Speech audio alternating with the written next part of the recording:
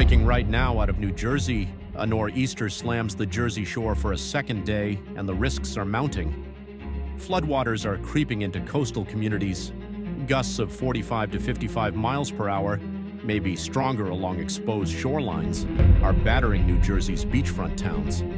Streets may flood, power lines may falter, and travel will become dangerous in Atlantic Monmouth, Ocean, and Cape May counties.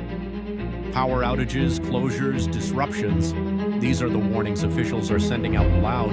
Stay off the beaches, stay inland, take shelter. And now New Jersey braces. Will the Garden State withstand nature's fury? Follow NJ Pulse.